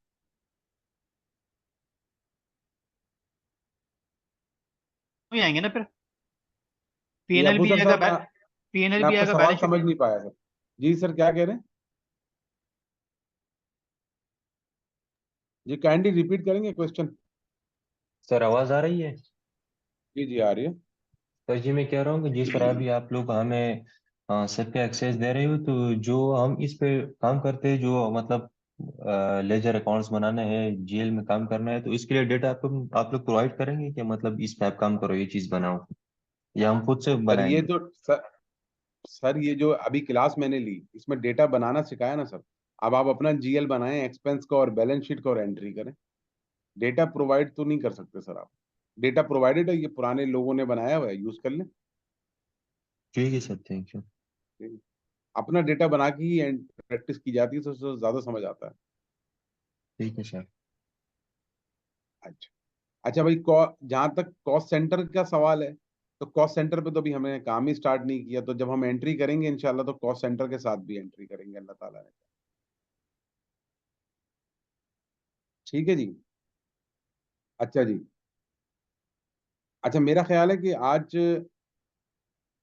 इसको हम यहीं तक रखते हैं, क्योंकि आप लोगों की आई नहीं है, तो आईडी आई नहीं है, तो जब आप इसकी प्रैक्टिस करेंगे तो जाहिर है कहीं कंफ्यूजन ना क्रिएट हो।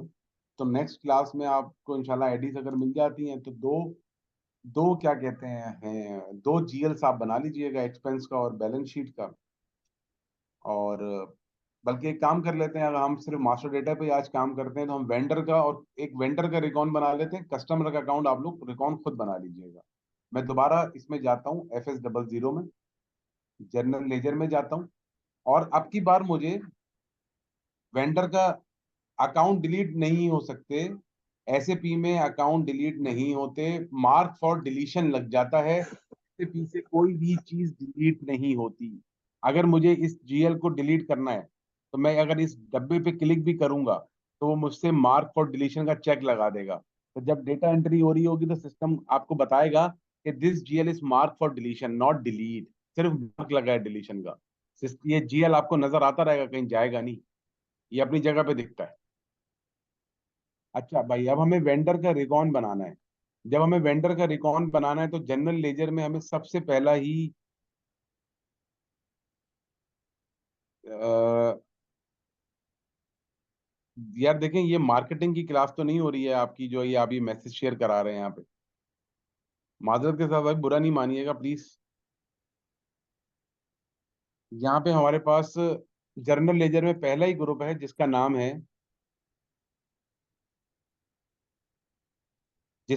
है ट्रेड क्रेडिटर्स। छोटा में लिखा हुआ है, शॉर्ट में लिखा हुआ है TCR, यानी ट्रेड क्रेडिटर डोमेस्टिक।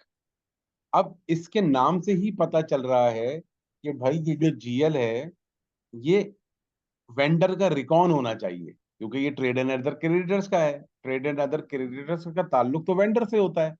आप वरना आप अगर इस जीएल में डायरेक्ट एंट्री करना शुरू हो जाए तो आप वेंडर की ट्रेसेबिलिटी नहीं देख सकते कि कौन सा वेंडर था। समझ रहे हैं ना? तो एसएपी क्या कहता है कि भाई आप इसको रिकॉन अकाउंट बनाए। रिकॉन अकाउंट बनाने का क्या तरीका है? वही दो तरीके हैं कि मैं इस जीएल को सिलेक्ट करूं, या तो मैं नया जीएल क्रिएट करूं, या फिर मैं कॉपी करूं। तो मैं कुछ नहीं करता, मैं इसको नया बनाता हूँ रिकॉन अकाउंट। मैं क्या कहता हूँ, रिकॉन अकाउंट नया बनाने के लिए मैं कहता हूँ इसका नंबर है 23 का 500। रेंज मतलब मेरे पास 23 का 416 लास्ट हमने बनाया था ना अभी लाइबिलिटी का। तो मैंने 23 का 500 बहुत ही 23 का 500 बहुत ही आगे जाके बना लिया रेंज में। इसको मैंने ओके किया। ओके करने के बाद मैंने यहाँ इसका account group general ledger select कराया। बैलेंस शीट का अकाउंट है बिल्कुल ही। यहाँ मैंने नाम लिख दिया इसका TR क्रेडिटर।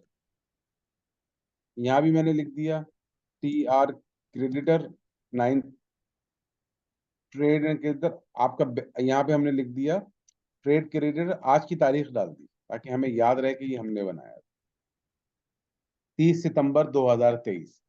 कंट्रोल डेटा में आए, वही PKR लगे रहने दिया, टेक्स्ट कैटेगरी लगा दें स्टेरिक। अच्छा, कभी कभी ऐसा भी होता है कि अगर मैं सिर्फ स्टेरिक लगा रहने दूंगा और ये चेक नहीं लगाऊंगा तो सिस्टम क्या करेगा? सिस्टम करेगा कि भाई इसके साथ टैक्स कोड लाजमी लगाओ, मैंडेटरी हो गया। अब टैक्स कोड तो लगाना नहीं है इसके साथ, टैक्स कोड तो एक्सपेंस के जीएल के साथ लगता है, लेकिन फिर भी हम यहाँ पे एक पोस्टिंग विदाउट टैक्स अलाउड भी कर देते हैं। सॉरी, इंटरनेट थोड़ा सा रुका है।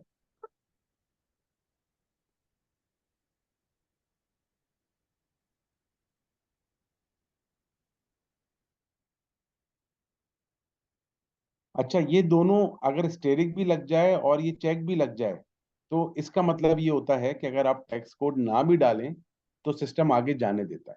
लेकिन अगर मैं ये चेक नहीं लगाता, सिर्फ स्टेरिक लगा रहने देता हूँ, तो मुझे टैक्स कोड कोई ना कोई लाजमी डालना ही डालना है। ये मतलब हो जाता है। अब मैं यहाँ आके रिकॉन अकाउंट सिलेक्ट करूंगा। अच्छा, एक बात जहन में रखिएगा, जब मैं रिकॉन अकाउंट सिलेक्ट बनाता हूँ किसी को, जब मैं किसी का रिकॉन अकाउंट इसको बनाता हूं तो मैंने इधर वेंडर सिलेक्ट कर लिया। मैं कस्टमर बनाना चाहता, मैं कस्टमर कर लेता। मैं एसेट बनाना चाहता, मैं एसेट कर लेता। मैंने वेंडर बनाया क्योंकि ट्रेड एंड अदर क्रेडिटर है। अब मुझे ओपन आइटम मैनेजमेंट का चेक नहीं लगाना। क्यों नहीं लगाना? क्योंकि अब जो ओपन आइटम मैनेज होंगे वो वेंडर नंबर के साथ होंगे।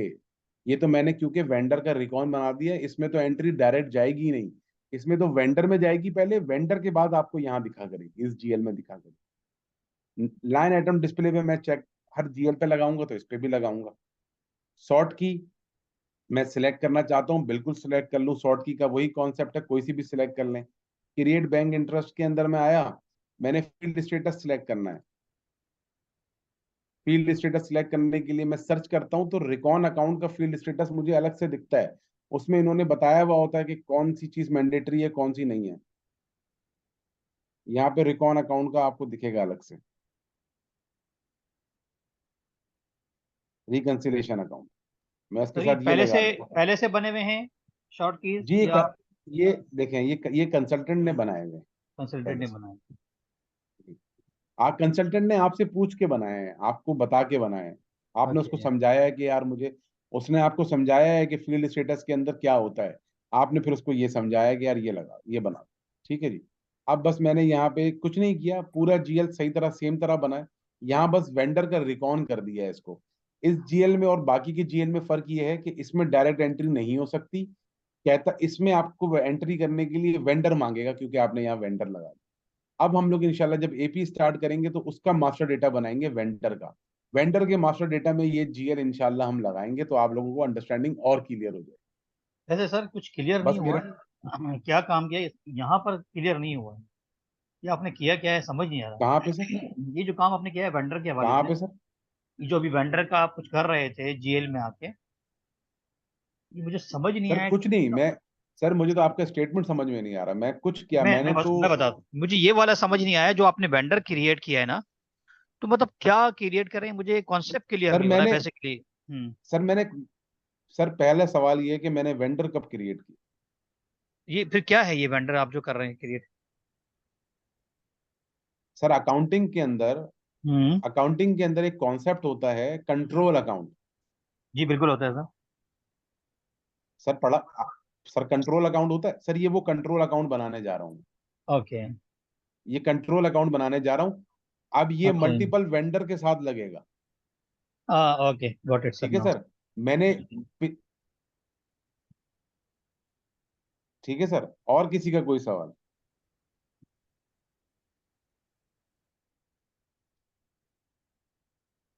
तो ये किसी देखें वेंडर के साथ लग सकता है? जी सर, ये किसी भी वेंडर के साथ लग सकता है। देखें यार, कोई भी काम, मतलब ये अभी तक हमने कोई एसएपी शुरू नहीं किया है। एसएपी की स्क्रीन जरूर है, लेकिन प्योर अकाउंटिंग का कॉन्सेप्ट है ये, कि दो, इससे पहले जो दो जीएल बनाए, एक पीएनएल का था एक बैलेंस शीट का था। अभी जो हम जीएल बनाने जा रहे हैं ये कंट्रोल अकाउंट यानी रिकॉन अकाउंट बनाने जा रहे हैं। रिकॉन अकाउंट का मतलब कंट्रोल अकाउंट होता है, रिकंसिलेशन अकाउंट कहता है एसएपी उसको। तो कंट्रोल अकाउंट बनाने जा रहे हैं। कंट्रोल अकाउंट बनाते हुए गए, हमने कहा यार ये वेंडर के साथ चलेगा। वेंडर के साथ चलने का मतलब ये है कि अब इसके साथ वेंडर लगेंगे, नंबर्स लगेंगे वेंडर्स के। जीएल ये एक ही रहेगा। मेरी जितनी भी लाइबिलिटीज होंगी वो सब इस जीएल में दिख रही होंगी वेंडर नंबर के साथ। अब वेंडर नंबर अभी तक हमने बनाया नहीं है। वेंडर नंबर हम अकाउंट्स पेबल जब स्टार्ट करेंगे तो बनाएंगे। नाइस सर, जी जबरदस्त क्लियर हो कॉन्सेप्ट गया। क्लियर हुआ? बिल्कुल बिल्कुल सर, जबरदस्त। ठीक है जी।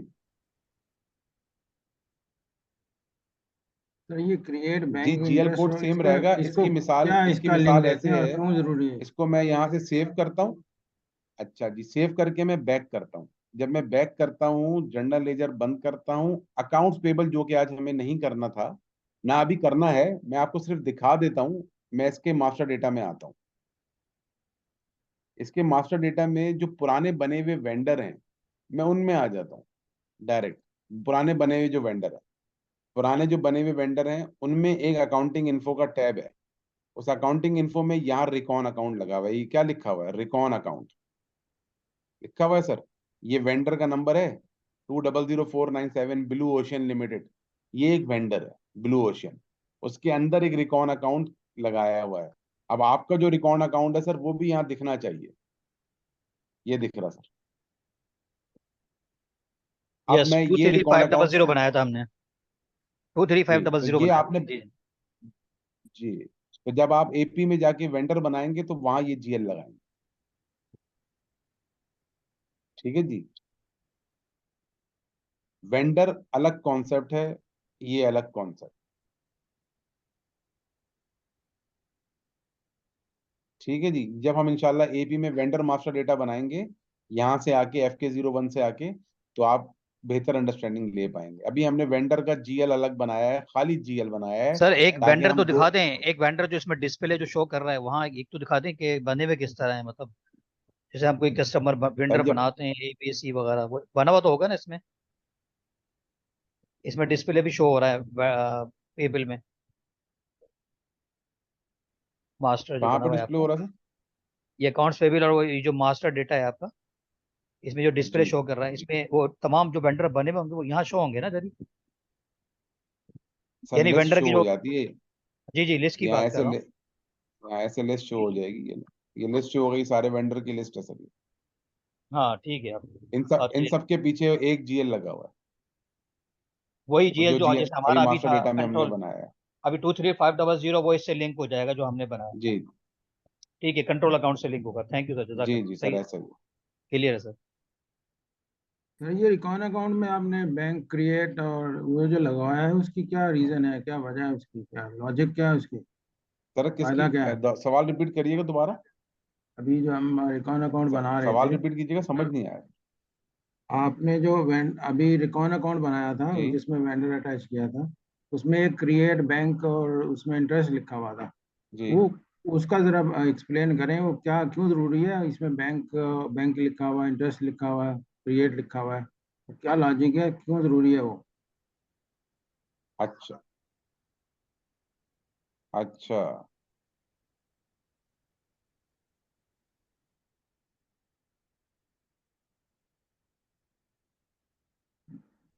ये 3 सितंबर का जो हमने रिकॉन अकाउंट बनाया था। अच्छा सर, ये जो हमने रिकॉन बनाया है, आप इसको कह रहे हैं?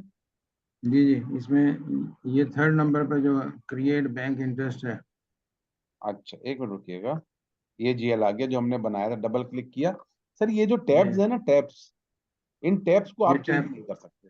ये 3rd टैब्स नंबर हर की जीएल के टैब का साथ। क्या मतलब है? ये क्यों इसमें बैंक इंटरेस्ट क्रिएट ये क्यों लगा रहे हैं इसमें? सर मेरी बात अगर आप सुने तो मैं आपको समझाऊं। ये जो टैब्स है ना, टैब्स, ये एसएपी की स्टैंडर्ड स्क्रीन है। यहाँ पे हर जीएल के लिए, बेशक इस जीएल में इसका कोई काम ना हो, क्रिएट बैंक इंटरेस्ट का कोई काम ना हो, लेकिन सर अगर मैं बैंक का कोई जीएल बनाने जा रहा हूँ, फिर तो सर मुझे काम है, यहाँ पे मुझे बैंक का डेटा डालना है। इसीलिए एसएपी ने स्क्रीन को स्टैंडर्ड रखा है, क्रिएट बैंक इंटरेस्ट, यानी बैंक और इंटरेस्ट का जो काम है, वो यकीनन जब मैं बैंक का जीएल बनाऊंगा तब इनका काम आएगा, इन दो फील्ड्स का, हाउस बैंक और अकाउंट आईडी। ये हम आगे जाके देखेंगे। मगर ये जो बाकी के ऊपर का कंट्रोल ऑफ डॉक्यूमेंट क्रिएशन, ये देखिए नाम से बता रहा है, यहाँ सब हेडिंग डाली हुई है इसने, control of document creation in company code, यानी आपकी कंपनी में जो डॉक्यूमेंट का कंट्रोल करेगी, ये वो जगह है। मतलब ऑटोमेटिकली एंट्री होनी चाहिए, नहीं होनी चाहिए। यहाँ पे जो फील्ड स्टेटस लगा है, ये फील्ड्स कंट्रोल करता है। क्रिएट बैंक इंटरेस्ट का जो टैब है, ये स्टैंडर्ड की डिस्क्रिप्शन है। उसके नीचे जो बैंक के जीएल्स हैं सर, ये ऑब्वियसली वहां काम आते हैं। अब ऐसे भी ऐसा तो सर कर नहीं सकता कि एक स्क्रीन में वो 100 हेडिंग डाल दे। तो जाहिर है उस लिमिटेशन है सर, स्क्रीन की भी लिमिटेशन होती है, तो उसने एक स्क्रीन के अंदर, टैब्स के अंदर सारा काम दे दिया है। मगर ये आपसे रेलेवेंट बैंक, और जब हम बैंक का जीएल बनाएंगे या कोई इंटरेस्ट का जीएल बनाएंगे तो तब काम आएगा हमारे। ठीक अभी है। हमारे काम की जो चीज है वो सिर्फ ये है। ठीक है जी। कंट्रोल डेटा, ये कंट्रोल करता है डॉक्यूमेंट्स को, मास्टर डेटा को। डिस्क्रिप्शन में यहाँ पे डिस्क्रिप्शन लिख दी, कीवर्ड के अंदर कीवर्ड लिख देंगे। जी, किसी और का कोई सवाल?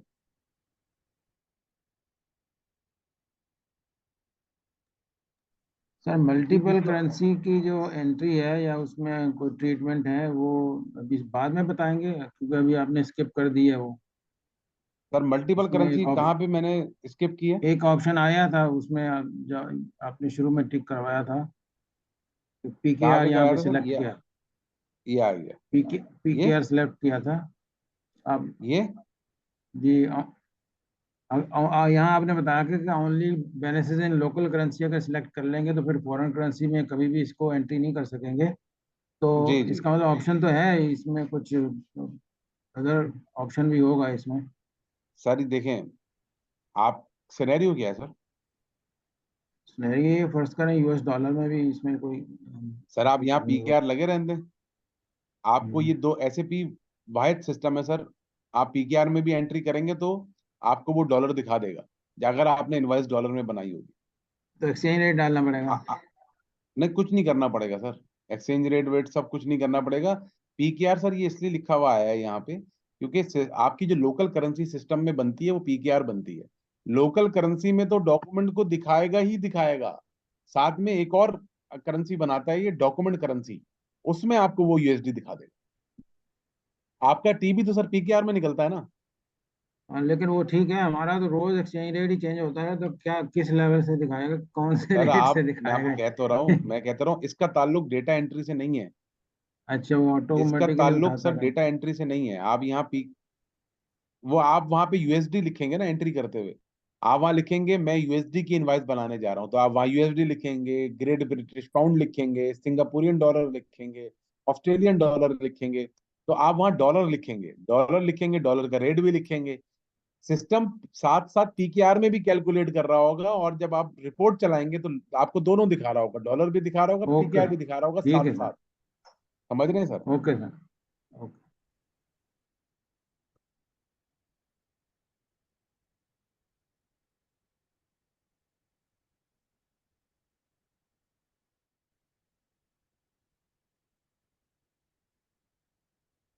अच्छा जी, चलें जी इंशाल्लाह।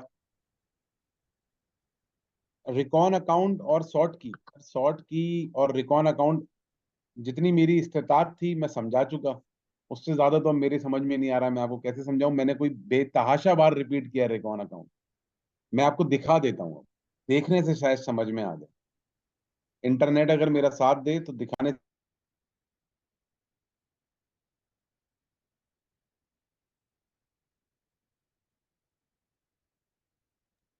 अच्छा, अभी मैं एक वेंडर की रिपोर्ट चलाने जा रहा हूँ। हमने कोई डेटा एंट्री नहीं की है, लेकिन मैं एक वेंडर की रिपोर्ट सिर्फ आपके सवाल पे दिखाने जा रहा हूँ कि आज आपको रिकॉन अकाउंट और शॉर्ट की क्लियर हो जाए। मैं FBL1N एक रिपोर्ट होती है हमारी वेंडर की, मैं इसमें जाता हूँ। इसमें जाके मैं ये नंबर डालता हूँ वेंडर का अपने, और आप इस चीज पे मत पड़े, अभी हमने ये किया ही नहीं है। जो दिखाना चाह रहा हूँ वो देख लें, आगे की चीज है। ये आ रहा असाइनमेंट का कॉलम, यहाँ पे ये ब्लैंक आ रहा है। शॉर्ट की में हम जो भी चीज मेंटेन करते हैं, वो यहाँ लिखी हुई आना शुरू हो जाती है। यहाँ लिखी हुई है, मैं वहां डॉक्यूमेंट नंबर मेंटेन कर दूं, डॉक्यूमेंट नंबर लिखा हुआ आना शुरू हो जाएगा। पोस्टिंग डेट यानी ट्रायल बैलेंस की डेट मेंशन कर दूं, trial balance check number mention कर दूं, चेक नंबर लिखे हुए आना शुरू हो जाएंगे। शॉर्ट की का ताल्लुक असाइनमेंट की फील्ड से होता है, जो चीज मैं वहां मेंटेन कर दूं वो यहाँ लिखी हुई आएगी। अब रिकॉन अकाउंट क्या होता है, मैंने ये वेंडर की एक लायबिलिटी है, मैंने इस पर डबल क्लिक किया, ये क्या GL अकाउंट है 20666, इसमें एंट्री गई हुई है, वेंडर के नंबर के साथ रिकॉन अकाउंट में एंट्री गई हुई है। अब क्या फायदा हो गया, रिकॉन अकाउंट क्या हो गया, ये रिकॉन अकाउंट है।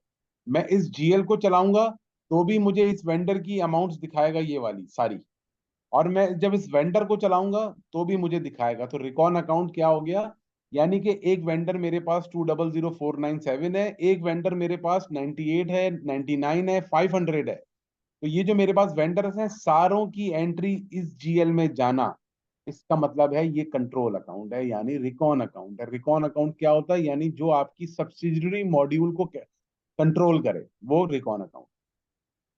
अब क्लियर है, ये हमारे ओपन एटम में है। हमने ओपन एटम पे जिन जिन GL पे चेक लगाया है वो हमें ऐसा दिखेगा। ठीक है जी, चलें जी इंशाल्लाह फिर नेक्स्ट क्लास में मुलाकात होती है। IDs का वेट करें, आ जाए तो प्रैक्टिस करें। जजाक अल्लाह भाई, अल्लाह हाफिज।